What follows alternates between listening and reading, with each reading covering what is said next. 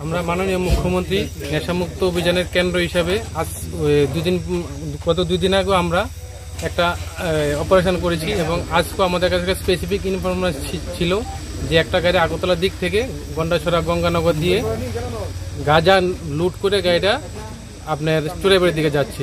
সেই ইনফরমেশনের ভিত্তিতে আমরা উৎপেতে থাকি। যথারীতি আমরা এটা গন্ডাছড়া চমনিতে আমরা এটা সিগন্যাল ভায়োলেট করে আমাদের উপনগর নাগাতে এসে আমাদের একটা নাগার ট্রলি ছিল, ট্রলিটাকে ভেঙে আমাদের একটা এসকিউ জওয়ান যে নাগাতে ছিল একটু সামান্য ইনজুর্ড হয়েছে। তারপর আমরা সামাও গাড়িটাকে ডিটেন করেছি। এই গাড়িটা হলো TR01AW0514 এবং এই গাড়িতে দুজন ছিল, একজন ড্রাইভার একজন কো ড্রাইভার, যারা এই গাড়িটাকে চালিয়ে যাচ্ছিল এবং অ্যাসিস্ট করছিল।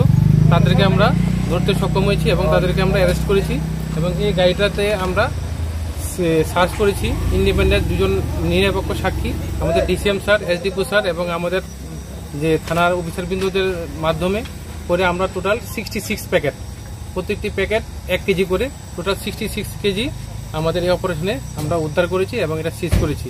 এখন তাদের বিরুদ্ধে আমাদের থানাতে একটা NDPS অ্যাক্টে মামলা হবে। বাজার মূল্য কত আর গাড়ির নাম্বারটা কত স্যার? অ্যাকচুয়ালি এগুলো তো ওপেন বাজারে বিক্রি হয় না, কালো বাজারে বিক্রি হয়। কালো বাজারে ধরুন এটা 6.5 লাখ থেকে 7 লাখ টাকা দাম হবে। আর গাড়িটার নাম্বার হলো আপনার TR01AW0514।